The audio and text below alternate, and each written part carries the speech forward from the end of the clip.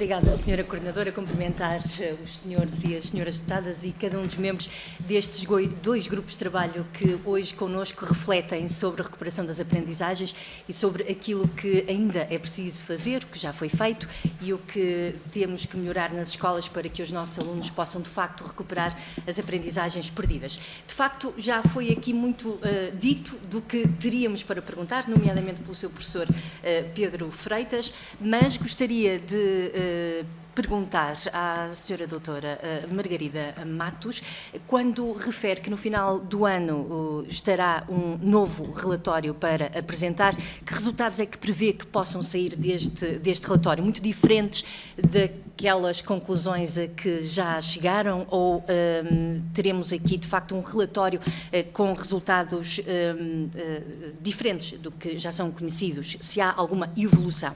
Disse também, e frisamos esta questão do mal-estar psicológico também nos docentes.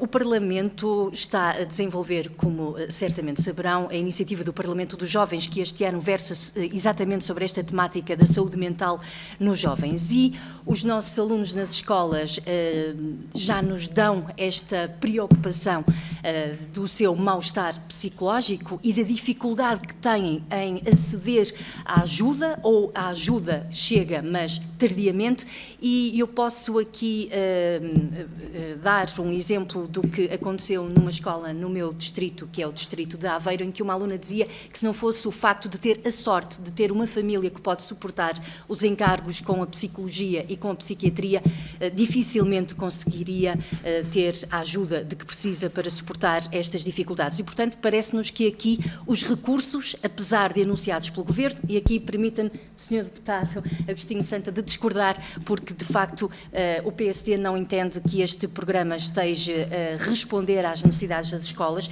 e uma das medidas que é anunciado, o apoio tutorial, ele já existia em grandes escolas. Portanto, parece-me que foram aqui repescar algumas das medidas já existentes para este programa, e concordamos com o Dr.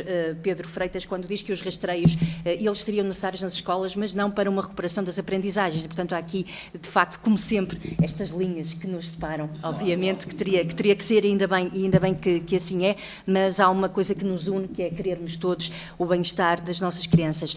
Perguntava-lhe, portanto, doutora Margarida, e perdoe-me que fugimos na linha de pensamento, quando diz que há também um mal-estar psicológico nos docentes, eu iria questioná-la sobre o que é que poderiam preconizar para ajudar também os professores, se será este Observatório de Saúde e Bem-Estar.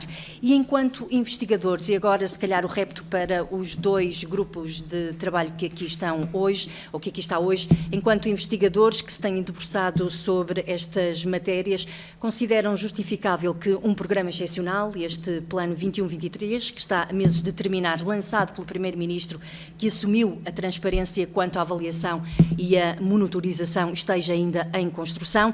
Gostaria de vos ouvir quanto ao custo da não decisão pelas medidas que recomendavam, sobretudo quanto ao impacto nos alunos mais novos. E aqui também já foi trazida à discussão e à reflexão esta questão que o Sr. Ministro da Educação tentou fazer passar a ideia de que os alunos portugueses melhoraram transversalmente nos diferentes anos de escolaridade e nas diferentes disciplinas quando foram divulgados os resultados das provas de aferição. Se assim fosse, Portugal de facto seria um caso de estudo, como aqui já vimos, porque tendo sido um dos países em que teve menos dias de aulas presenciais durante a pandemia, mas onde os seus alunos tinham aprendido mais. Já refletimos um bocadinho sobre esta afirmação e aquilo que o Sr. Ministro da Educação disse. Se quiserem depois acrescentar mais algum dado, agradecíamos.